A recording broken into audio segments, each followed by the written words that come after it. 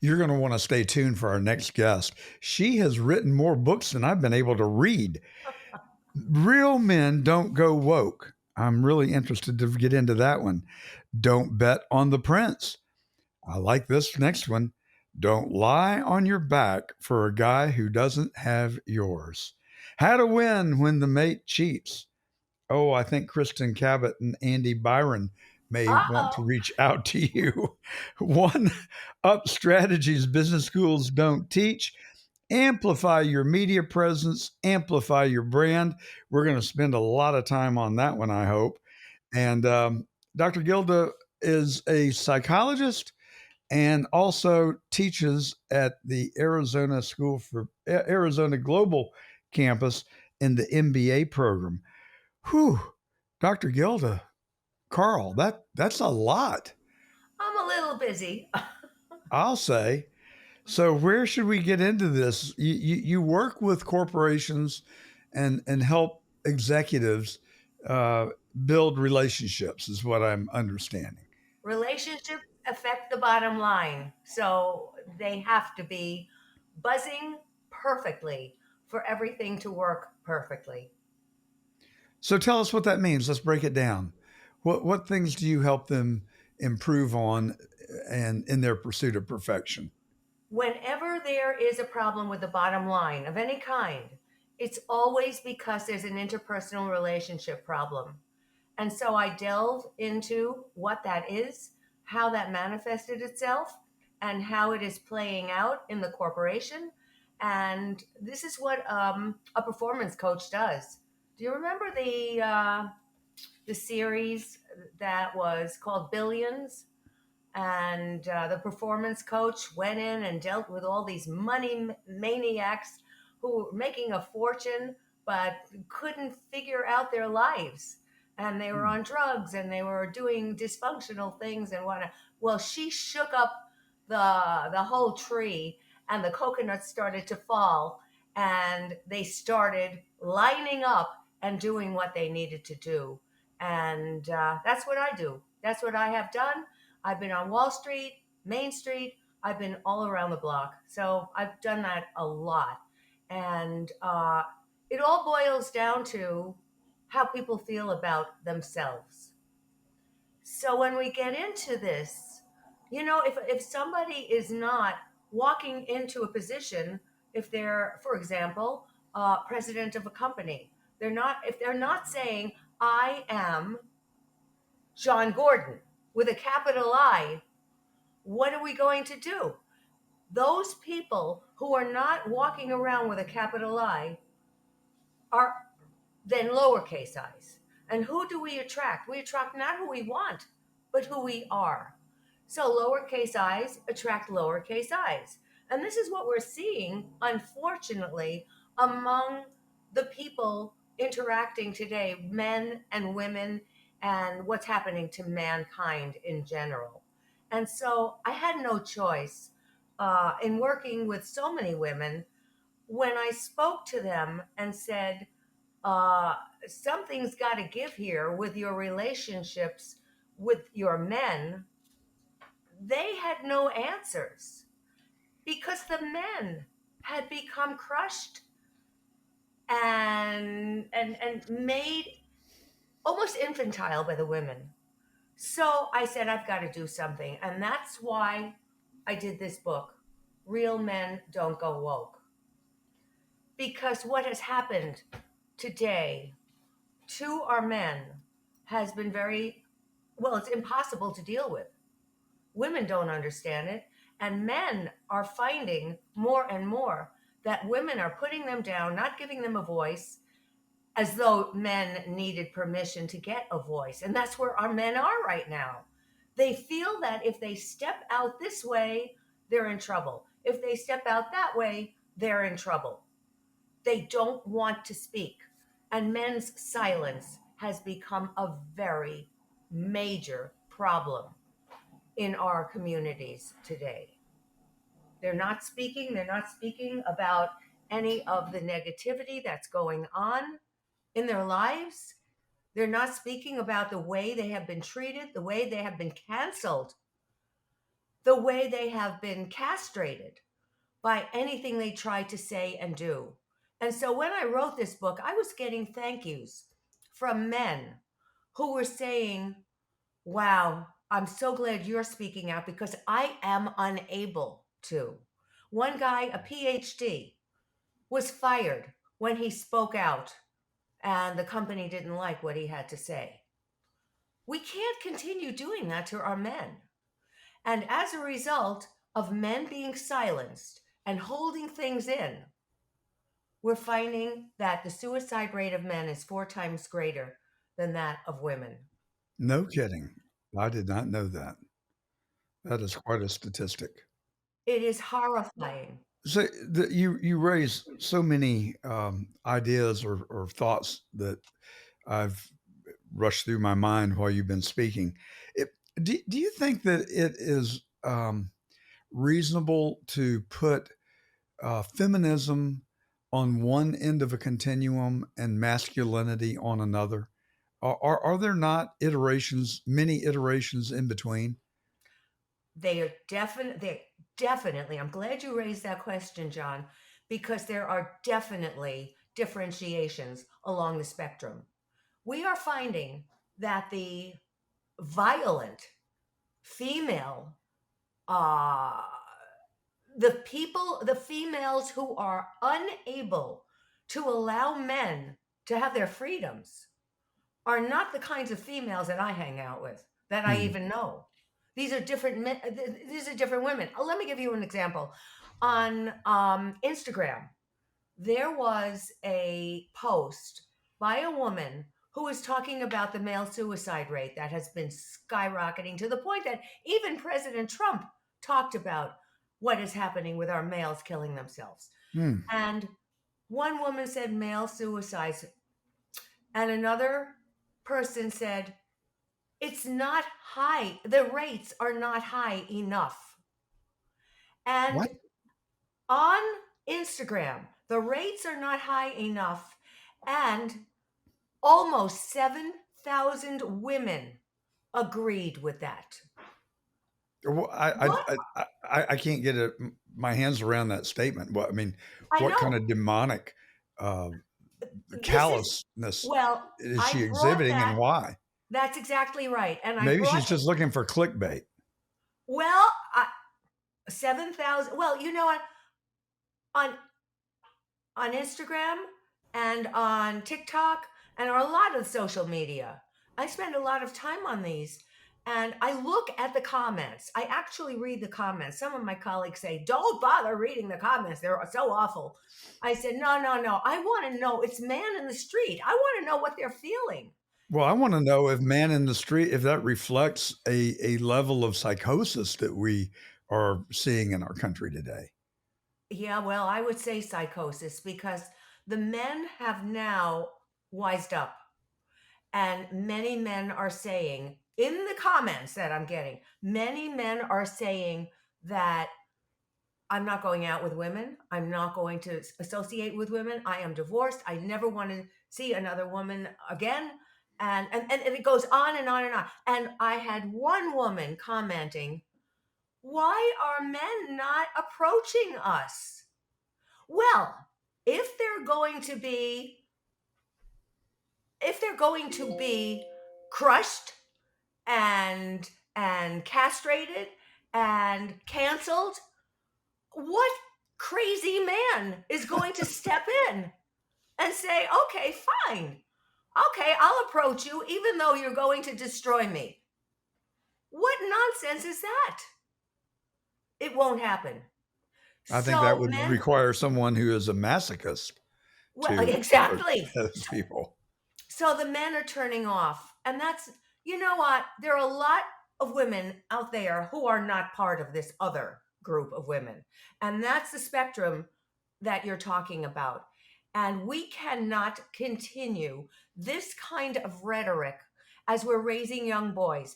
I did a book signing for Real Men Don't Go Woke. And you know, book signings have maybe 10, 20 people showing up. This place was mobbed. And I was talking about and we had men and women. And I was talking about the high rate of suicide of men today. And some of the people in the audience said, "What? Really?" And then I spoke about how it's also affecting our boys and how boys are now committing suicide, starting at 10 years old. Well, we went home. That was the end of the book signing. All my books were sold out. That was the end. Next day, I got a phone call from one of the people who was attending, and she was in tears. And she said, "My best friend's son, 13, had just committed suicide while I was talking about this." How? What does a 13-year-old boy have to kill himself over? Now we know about bullying and how inadequate the schools are in handling bullying, but that's not all of it.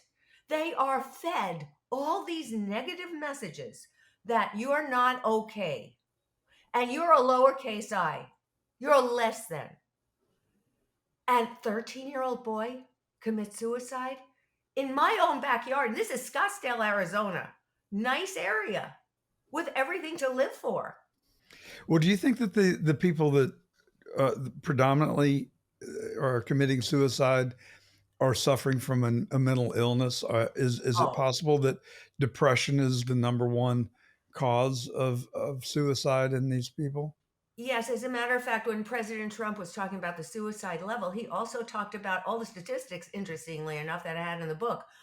Like depression is skyrocketing, Hmm. loneliness is skyrocketing. In a couple of countries, Japan, the UK, they have ministers of depression, ministers of loneliness. Go figure that one out.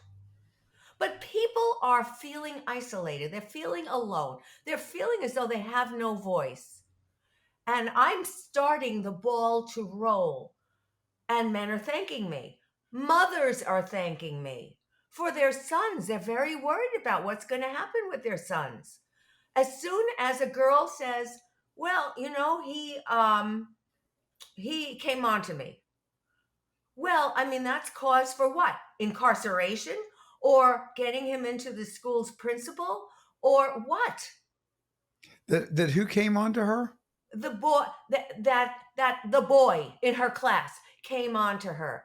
And Well, I that, mean, so help me out here because this has been something that I don't know. First of all, I don't know what that means when the boy comes on to her. I mean, well, he's is flirtation coming on to them?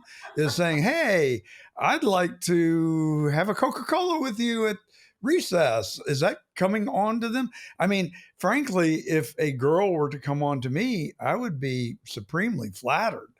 I yeah, mean, what well, am I that's the missing olden here? exactly. That was the olden days. Yes, and the Oh, women that are explains it. Thank you very much for that dose of realism.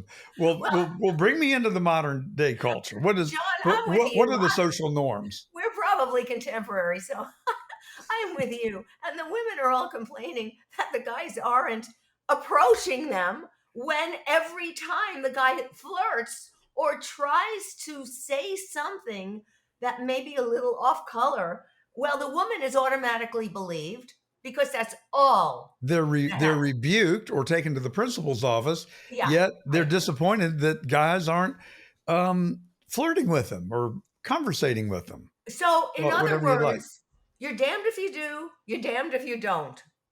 Exactly. And so it's easier just to not, just don't, you know. And the translation for easier to not is okay, I'm not doing anything. The not means I am not dating. I am not going. This was amazing that I posted the information about the woman who said they're not high enough and all the almost 7,000 women who liked that topic. And I posted that on TikTok. Would I can't hear you. You're have I No, lost I'm you? just trying to calm the dogs down in the next room. Don't Oh, mind me. okay. So I posted that on TikTok and the people that came to my site. This thing went viral. I have almost 50,000 uh, viewers and likes for my post when I reported this. And that's where I'm getting all these comments from mostly men saying, I'm done. I've had enough. I'm done. And they're talking about the false allegations that we know Yeah. so well about, the false allegations that land men into sometimes incarceration. I mean, my book uses real life names, not the the Congress people who most of our young people don't know the names of, but I use real names in the media, public names like Will Smith. He held in all this negative information about who he was and how he was feeling. And then we saw what happened, like a warm bottle of champagne, the cork popped and he went insane. And he slapped Chris Rock out of pure emotion that had been held in. And I am telling men, do not allow yourself to be silenced. You're silencing yourself, which means that you're going to act your anger in. You're going to find out that people are willing to help you if you talk. So that does raise a question in my mind, and you're right. I mean, men are guilty if accused. It's just that simple. Period. And I don't know what you thought of the incident that occurred to the late Kobe Bryant, but he was at a ski resort adjacent to Vail. He had dinner at the resort. He met a young lady there and invited her back to his room. And then the next day, she um, cried foul and claimed that she had been raped. Mm-hmm. Now, first of all, I don't think that accepting an invitation back to someone's room justifies rape, but under any circumstances. On the other hand, there um, we don't know the circumstances, and personally, I was not willing to just take the allegation as truth. A piece of me says, well, what did she think that was going to happen at 11:30 at night when she was invited back to the NBA stars room? Did she think they were going to go back there and play solitaire or watch TV? I mean, come on, get real. But again, that does not excuse rape. But in my mind, I would think that there may have been an element of consent. I don't know that. I wasn't there. But it seems to have at least justified an inquiry. But damned if he wasn't guilty the next day just on the basis of the allegation. And this is what we had again and again and again in my book, Real Men Don't Go Woke. I talk about Johnny Depp. Look what happened to his Yeah. reputation. Yeah. And his actress wife decided he was called one of the richest men, the richest man in Hollywood during a period of time at his peak. And she figured, oh boy, I'm going to get a windfall out of this. And they found that she had lied, and the jury voted for him. Thank the Lord. And he said, now I have my life back. But how many men, and I raise this question all the time, how many men have the resources that Johnny Depp had to fight these allegations? Well, I remember when David Letterman was accused of having a relationship with an intern. I don't think that she was an underage intern. I think she was just happened to be an intern. She was of the age of consent. And he went on national television. He said, hey, guilty as charged. She wants to blackmail me. She wants to extort me. I'm here to tell you, I'm sorry it happened. And end of story. I never heard another peep about it. Isn't that interesting? But these women are blackmailing men, and they're trying to ruin their reputation on social media. And especially if they're well known women, they need that social media to create more and more buzz for their own persona. So they need that. And many of the celebrities have just paid the money and said, I'm just going to get this person to shut up. But that doesn't always happen. Well, I know a CEO of a very large company who was alleged to have had an affair with the housekeeper, and it was clear that yes, it probably happened. I don't think he denied it, but he said, "Damned if I'm going to be extorted." But the legal system enabled her to extort, and she ended up getting a big number. But the affair went on for some period of time. Isn't there? I mean, I don't know. Maybe I'm just a chauvinistic old white guy, you know? But to me, if I was a housekeeper and he made moves on me and I didn't like it, I would just leave. But this went on for a period of time. Why wouldn't you just leave? You're talking rational behavior. But if a woman feels that there is some opportunity for her to make bank on Bingo. all of these allegations, she's going to go for that. Now, let me point out, this is not all women. Let me point out that I now am single, and what I am finding is such dysfunction among men that you can't imagine. They have been burned. They are so angry.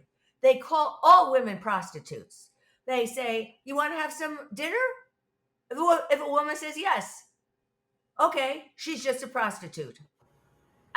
They are so angry, and they don't know where to place their anger because there is no opportunity for them to find any kind of peace. And the legal system is what it is, as you know. And this is why I have become spokesperson for the International Council for Men and Boys, a woman Good for you. standing up I for knew I men. liked you. Well, a woman standing up for men because nobody else is doing that. And it's affecting me personally, my daughters, my nieces, my mothers, my all of us. It's affecting those of us who are not in that realm.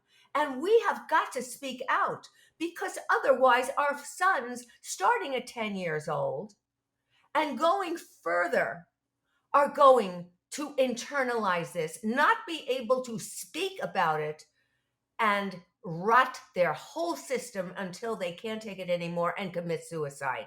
That is the most unhealthy thing anybody can do. You know, a friend of mine one time said that we were just waxing poetically. He said, "You know, if I ever had a bad enough day that I would consider taking my own life, I think I would just go to the beach and put my foot in the sand for a couple of days, and I'm pretty sure everything would be all right." That's a mentally healthy person. It's a pretty simplistic solution, but you know, I love Annie, get your gun. The sun will come out tomorrow. That has always been my mantra, and I've never had a sustained period of bad days. I mean, I've had some periods that weren't so fun, but generally, you know, you just soldier on, and things will are gonna be all right. Unfortunately, that is not the thought. Hmm. Unfortunately, I don't know whether we've all become a nation of drama junkies or what. Oh my God, my life is over. I think I'll just take it. I think I'll kill myself. Come on. Well, I hate to be in. I don't intend this to be insensitive towards people that are hurting, but to me, I have thought for a long, long time that suicide is really about the most selfish act that anyone could engage in, because the trail of grief and sadness that it causes loved ones and family members is permanent, and it is unrelenting. Even though I have not personally experienced that in my family, thank God. My greatest fear in life is that a family member would get so desperate that they would take their own life. And in today's society, it is a real concern. But It it is. is such an act of selfishness. Well, we don't, the schools theoretically are teaching reading, writing, arithmetic, not doing too good a job on that either. But they're not talking about relationships and respect. I think there ought to be 5 R's actually: reading, writing, arithmetic, relationships, and respect. Because it all starts with respecting yourself and respecting life and respecting God and respecting what, just like the name of your show is, the truth. No What is kidding. the truth? But these feminists, the radical feminists, who again I'm underscoring, I don't know, they are not my friends, I don't hang out with them. They are so angry and so nasty toward men. And these women are proliferating to the point that we are running workshops in International Council for Men and Boys of men, for men, on how to defend themselves in court without a lawyer, to go Mm. through a more simplistic way of defending themselves more cheaply, more inexpensively, more less taxing on them. And men have survived that and have gone through programs, these programs that have been set up by legitimate lawyers, and have defended themselves. And they're still standing and they're able to do that. So the court systems have to change. How about a workshop for women on how not to be mean? I Well, was out with my adult son, single, the other night with my wife, and these two very attractive ladies walked by. And my son, he's 6'2", he is fit, he is good looking, and he is an extrovert. And he went over and started talking to them. oh, And a man who does approach women. What do you he know? did approach women. He said one of the girls was pretty cool, the other was just a first class B, and she was the prettier of the two. What's with it? Help me get inside the head of females that are beautiful. A guy comes up and talks to them, and then they just turn around and are outright mean. What is that? Are those women that have game, or is it a defense mechanism? I think I don't know it's how to got to relate to it. it's got to be a defense mechanism because beauty fades, and all you have is what's in your soul after a while. And these women are not mature enough to understand that. Just like some men are in the process of grieving and separating and divorcing, those are men who I tell women to stay away from because they are in the process, in the ing position. Same thing with these women. They are not maturing yet. They are babies. They are just plastic on the outside without a soul. For them Mm, to address somebody who comes up to them in a perfectly, first of all, it's in a restaurant. It's a public perfectly place. It safe was public actually place, at the bar in the a restaurant. safe public place for her to turn on the guy and for a guy it takes tremendous gumption for him to say, hey ladies, who are you, what's your name, let's have a drink, let's talk. It's tremendously courageous of this guy. And for a woman to turn her back and say, please get away from me. What is she after? These are the same women who are coming to me for help. How do I find a man? What am I going to do?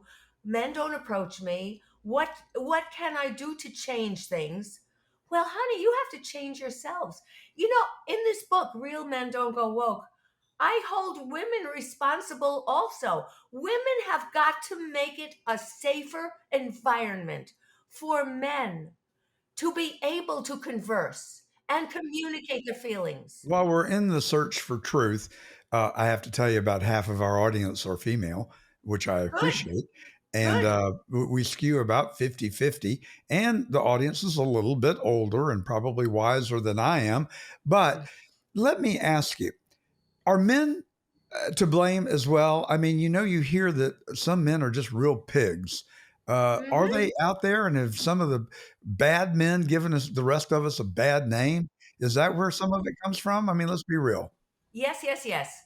I am not saying that it's all men, it's all women, it's all. I'm not saying that at all. I am saying that it's all of us, and we've got to be together. We got ourselves together in this boat, and it's not just women. It's not just men. Men have now taken made the decision to step back, hold their tongues, be silenced, and they go off and do whatever they want. But there's another kind of man, just like there are different kinds of women. The toxic male, Hmm. the P. Diddy, the Weinstein, the guys who just grab these women and try to get them to do things, push them to do things that they hadn't started out wanting to do.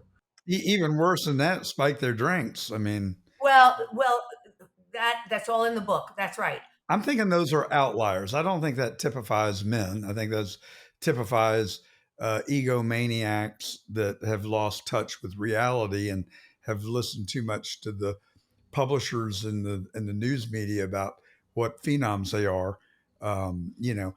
Which does bring up another question I wanted to ask you when you talk about capital I and little I, and this is something that I've wrestled with a fair amount.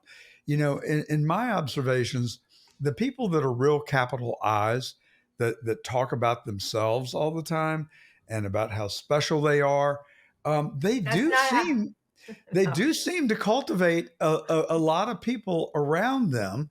Whereas, poor little me, I guess I got a fair amount of little I quotient, but No, I've no, always no, no, no. internalized it that I want to be humble. I want to be a real person. And That's not I, how. No, I no. usually talk about more about the other person than I do myself. But when I was younger, I wasn't the guy that was getting the girls. Well, that's not how I define capital I. A capital I is not an egomaniac. Capital I is a man who knows what he's got and he's proud of what he's got. He's earned what he's got. I He like didn't that. come up through DEI. He knows who he is, what he has, and what he can offer anybody. And he's not going to put up with nonsense and games and all of that. That's the capital I am talking about. He's proud to be a CEO or a sanitation worker, whatever he is. He is proud of who he is without apology. But the little I is the guy who's apologizing for everything. And as soon as Hmm. the woman attacks him, he says, "Oh yeah, yeah, you're right," and puts his head down and bows down to that. And he is the woke guy who women, young women, say that they like. But the truth is, the guys don't like themselves. They don't like what they have been turned into. And so the comments on my social media are all, "I've had enough." And these are good guys. And we've got to grab those guys back. So how do you reconcile, or how do you hit the right measure of being proud of who you are and letting people know it, but not becoming egotistical and retaining your humility? Well, that's funny you should ask me. Am I conflating two different theories here, or uh, are they all related? And how do you get there to the right place? This is all under the banner of performance coaching, media, uh, coaching. This is all what I do. I wrote a book called Amplify Your Media Presence, Amplify Your Brand. And this all talks about that. You don't have to brag about who you are. Your presence says it all. And if you feel it, you will show it. I And like that's just that. what I work with CEOs and I train them. I work with heads of companies, heads of households, heads of countries. I mean, I'm all scattered all over the spectrum to deal with people who need to understand, to project who they are. It's a matter of projection. Words count very little. When you are talking, when you're doing anything, your words only count 7%. Our body language counts 55%, and our vocal intonation counts 38%. That's 93% of how we present ourselves being nonverbal. Nonverbal. Therefore, I don't have to tell you, well, I'm a hotshot, I'm fabulous, I'm terrific. People just know it by the way I go in to what I have to go into, my next appointment, my presentation on a stage, or whatever. People know it. And that's what I'm after. And that's what I'm after. I hope Real Men Don't Go Woke becomes a required book to be read by all girls and boys in secondary school, because they have to understand that, first of all, taking your life is not an answer. First of all, communicating is the only answer there is. I take my lead from Sun Tzu, The Art of War, and his whole thing is you communicate instead of going to combat. We don't need to go to combat. I'm addressing the women. Ladies, please make it safer so men can feel safe to talk whatever it is their feelings are. Let their feelings come out. Don't cut them off. Don't comment. Don't give your opinion. Just let them talk. And men, gain a spine. Stop listening to the radical left that's screaming and yelling, shut your mouth, you don't know anything, all men are bad. Don't believe it. You have a major role to play. I love sitting at meetings with lots of testosterone around me.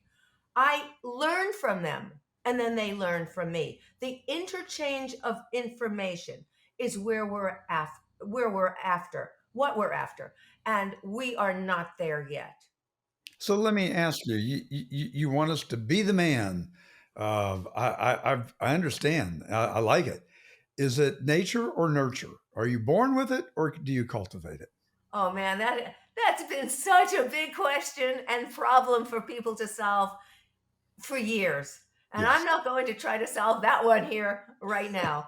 But I think it's a combination of the two. If somebody is more introverted, then they may have a harder time in demonstrating their presence. Like recently, I met a guy who was servicing one of my IT issues, and he came to me with a deep beard, and I said, "Why are you hiding?" And he looked at me because I look at him as a prototype of a man who has been squashed so often that he just shut his mouth. And having a beard in front of his mouth is the most convenient way. Why do these younger guys want to have facial hair? Why does JD Vance? Why does Eric Trump? Why did my why does my son? They all like to wear a beard. My dad would have jumped on me seriously if I had grown a beard. He didn't like beards or tattoos. So there you go. But so Well, what is it? It's a generational thing, obviously. What's the impetus? well, in the past, in all our literature, we've realized that hair is power. So that's just an additional empowerment some people feel along their face. My whole attitude, personally, this is my personal feeling, is that long bushy beards are hiding something. I Hmm. prefer to see the man's face and to know how he's interacting with me. But that's me. Some guys look great with beards. I just don't like the long beards that are camouflaging who a man is. So, in the just a couple of minutes that we've got left, I do want to talk about the Kiss Cam. I went to Coldplay last Saturday night in Fort Lauderdale. It was a great concert. I happened to have gone there with my wife of 48 years. But how to win when your mate cheats? What are you getting at there? And is there any hope for either of these two people, the woman, Kristen Cabot, or the guy, Andy Byron, who just absolutely incredulously to me threatened to sue Coldplay Yeah. as if they were the problem. He's the one that went there cheating on his wife, and he wants to blame Coldplay for putting him on the Kiss Cam. I mean, give You me a break. you What said is it the matter with all. people? Yes, and they're both resigned now from Astronomer. They've left Yeah. the company, and What to about their sue. marriages? Can a marriage survive that kind of absolute embarrassment? I've counseled people who have had cheating in their marriages, and they have survived. The marriage has survived, and but it takes so much work. And how do you get over that vision of your mate having sexual relations with another person? I mean, that's what I find most people tell me, that I can't get over that vision. However, marriages can survive with that. Yet, why would you want your marriage to survive if your partner is a serial cheater and has proven himself or herself to be a serial cheater? Just the mere fact that Andy Byron has intended, and I don't know if it's media hype or whatever, but he said, or somebody from his team said, we are going to sue Coldplay. Coldplay was doing its thing. They had this kiss cam. I mean, I would do this if I'm up on a stage. You're kidding with the people. You're getting them involved. You're engaging with them.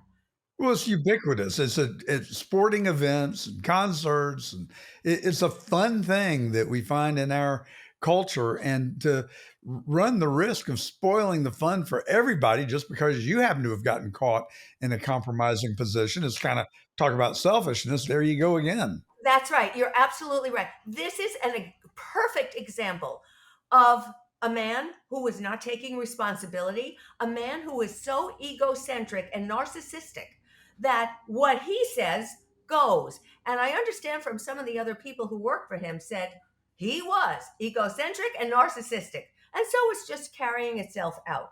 I heard a rumor, and I don't believe it is true.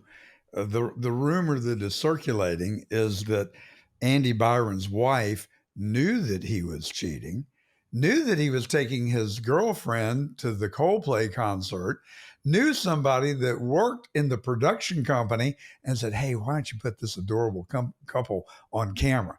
Now you talk about how to win when your mate cheats. If that rumor had any a scintilla of truth to it, that would be revenge for you.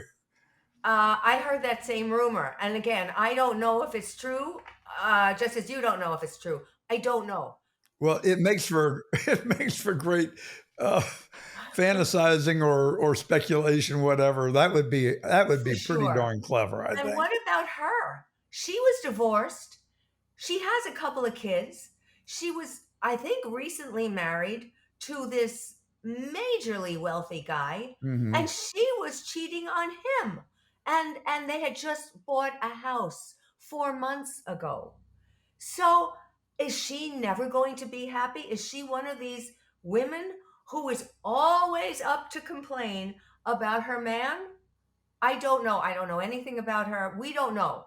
There, I think a lot of other things are going to come out after a while. But I really want to emphasize that these situations make it very difficult for the good ones out there, the good Yeah. people, the good guys, the good women who are looking to find each other and to have another life in the future with these people. And it's making it difficult for that to happen. And so we've got to end all these games and all this nonsense. We have children watching. Is it possible that Rodney King had it right? Why can't we just all get along? Not just get Well, along? I'm with you. Why can't we all just get along? Period. It's really so simple in practice, and I do think just on the way out here that my own paradigm is that the Bible says that the love of money is the root of all evil, and I've concluded that it is really not the love of money, but this love of selfishness that I think is the root of all evil. I'll leave you this one thing. You're the psychologist, not me, but when I had been recently married a long, long time ago, my wife had means, and I was the breadwinner, and we had a great system where we tracked every dollar spent, and we would have a ledger, and when she spent money, it went on her ledger, and I spent money on my ledger in an effort to get to 50-50.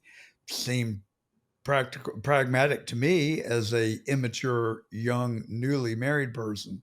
And my father-in-law, who I had and have the greatest esteem for, he was such a wonderful, smart, pragmatic person, came to me. He said, "You know, you and Helen have got it just right. You figured out how you each get 50%." He said, "But I got a new paradigm for you. What if you each give the other 100%? Then wouldn't you end up at 100% rather than 50%?" That thought has stayed with me for 48 years. And I have to tell you, I give my wife 100%. She gives me 100%. I'm not saying we never have our little differences, but it really simplifies things. I love that. That's a great, great story. And I think everybody listening to this show ought to take that with them.